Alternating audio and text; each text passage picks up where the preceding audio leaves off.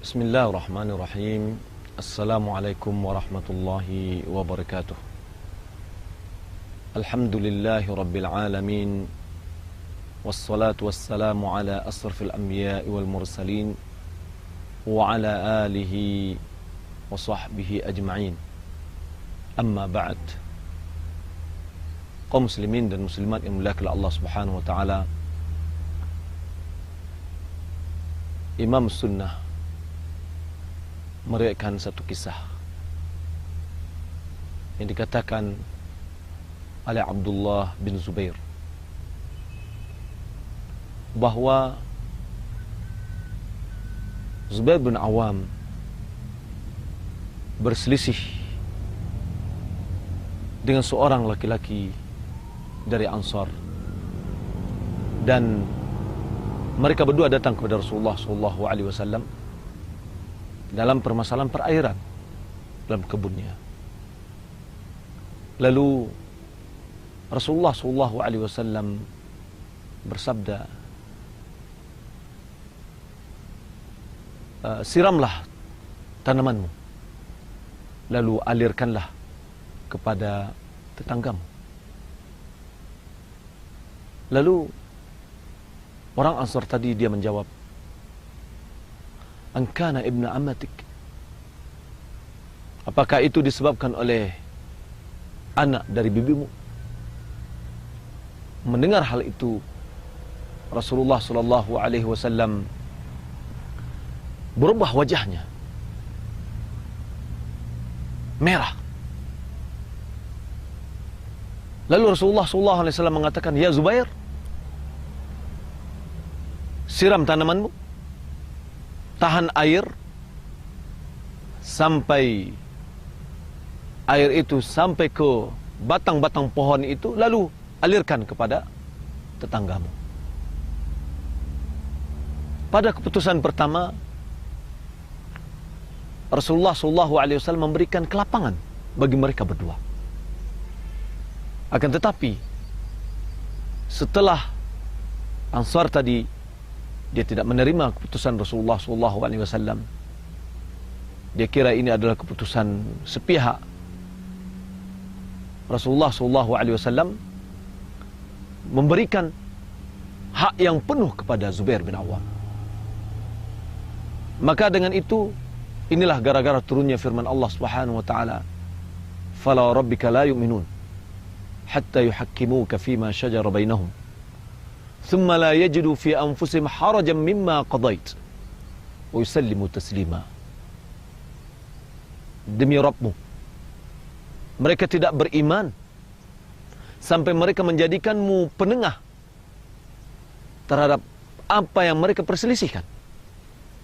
Kemudian mereka tidak mendapatkan rasa sempit di dalam menerima keputusan telah kamu keputuskan, dan mereka menerima dengan sebaik-baik penerimaan.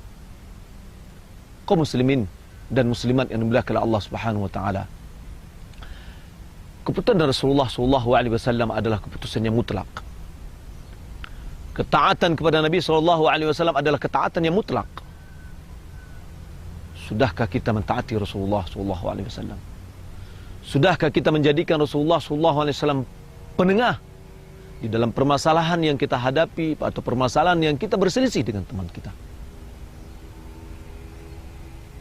Imam At-Tabrani dengan sanad yang sahih, dia meriwayatkan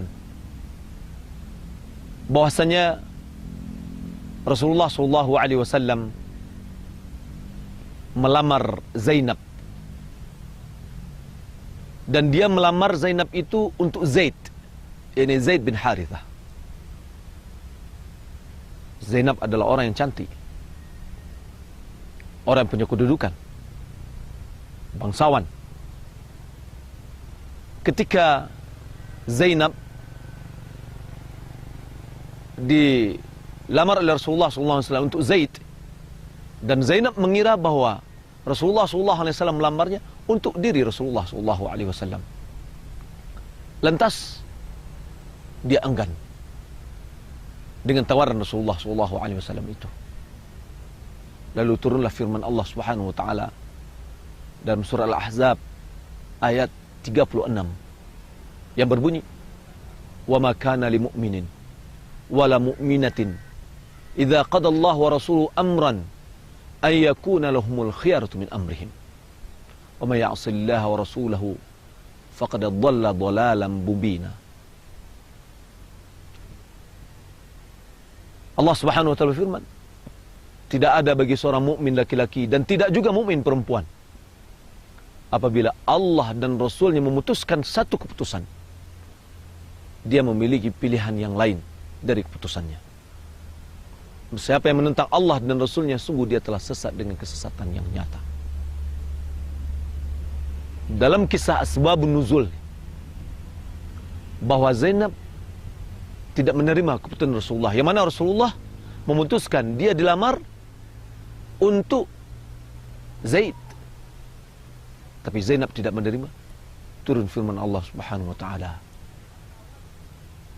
Di sini kaum muslimin dan muslimat yang dimuliakan oleh Allah Subhanahu wa taala. Bagaimana dengan kita? Bagaimana dengan kita ketika Rasulullah sallallahu alaihi wasallam memutuskan satu keputusan, satu perintah? Anda, wahai para wanita, yang Allah suruh dan Rasulullah SAW perintahkan untuk menutup aurat Anda. Jangan diperlihatkan aurat Anda kepada selain dari mahram Anda. Tapi Anda tidak mau. Anda memiliki alasan bahwasanya itu adalah tradisi orang Arab. Anda mengambil keputusan untuk mempamorkan kecantikan Anda kepada orang lain, yang setiap hari Anda akan mendapatkan maksiat. Setiap hari Anda akan mendapatkan dosa, karena Anda melanggar perintah Allah dan Rasulnya.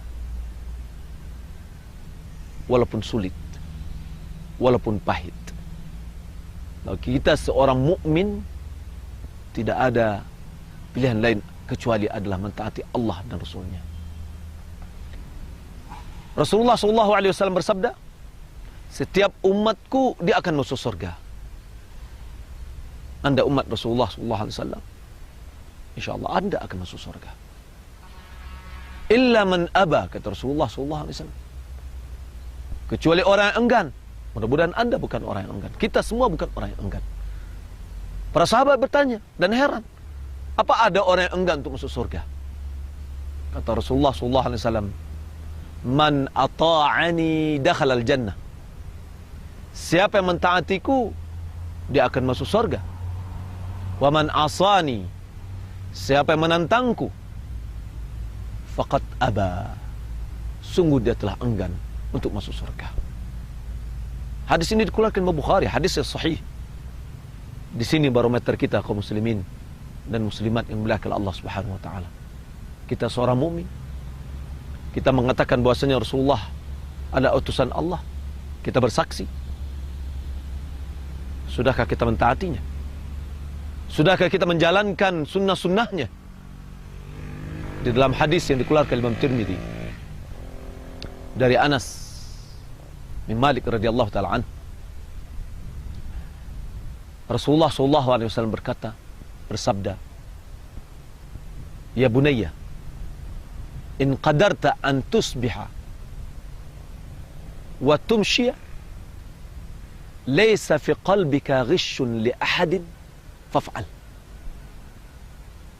Jika engkau mampu waktu pagi, pada waktu pagi, dan engkau masuk pada waktu sore, sementara di hatimu tidak bersarang rasa sakit hati, ghish, rasa penipuan yang ketidakjujur terhadap seseorang, faf'al, lakukan.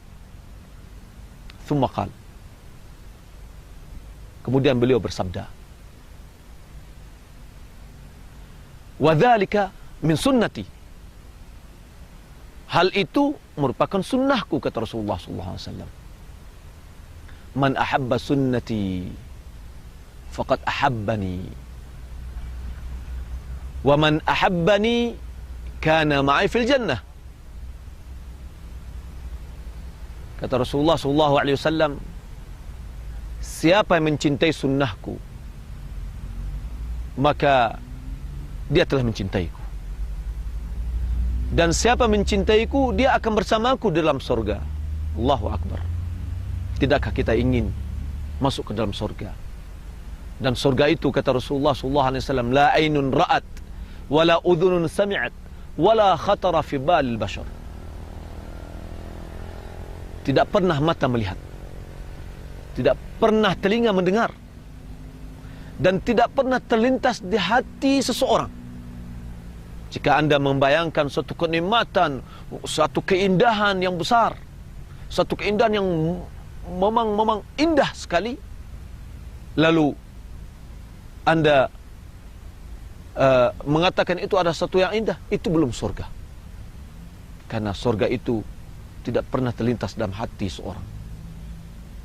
Tidakkah anda ingin masuk ke dalam surga? Kuncinya adalah mencintai Rasulullah. Kunci dan mencintai Rasulullah adalah mencintai sunnah Rasulullah SAW.